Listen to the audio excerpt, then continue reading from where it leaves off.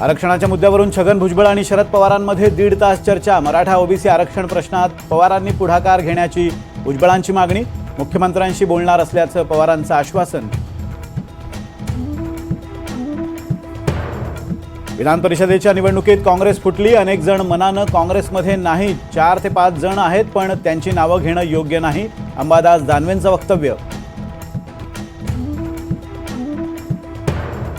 विशाळगड अतिक्रमण हटाव आंदोलनातील तोडफोड प्रकरणी संभाजीराजे छत्रपतींवर गुन्हा दाखल। आंदोलनातील 50 ते 60 जणांवरही कारवाई। गुन्हा दाखल झाल्यानंतर छत्रपती संभाजीराजे पोलीस ठाण्यात हजर। विधानसभा निवडणुकीच्या पार्श्वभूमीवर आज भाजपची बैठक। महाराष्ट्राचे प्रभारी भूपेंद्र यादवांसह सहप्रभारी अश्विनी वैष्णव आढावा घेणार। बैठकीत जागा वाटपासंदर्भात प्राथमिक चर्चा होण्याची शक्यता। पुण्याच्या खानापूरमधील बोगस मेडिकल कॉलेजचा पर्दाफाश। 600 विद्यार्थ्यांची फसवणूक। संस्थापक सुनील चव्हाणांवर गुन्हा दाखल।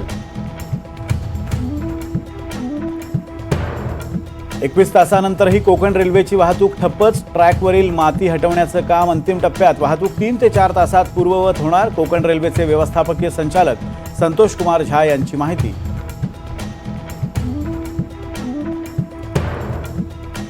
रत्नागिरीत रेल्वे ठप्प झाल्यामुळे परतीच्या प्रवासासाठी एसटीची व्यवस्था। रत्नागिरी, चिपळूण आणि खेडमधून एसटीची सोय। रत्नागिरीतून 40 तर चिपळूणमधून 18 बसेस तर खेडमधून 10 बसेस सोडल्या।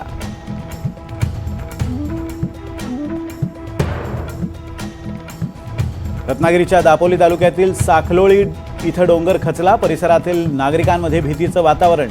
डोंगर खचताना व्हिडिओ सोशल मीडियावर व्हायरल।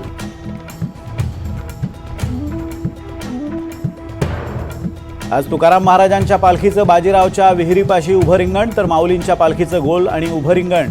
त्यानंतर दोन्ही पालख्यांचा वाखरीत असेल मुक्काम।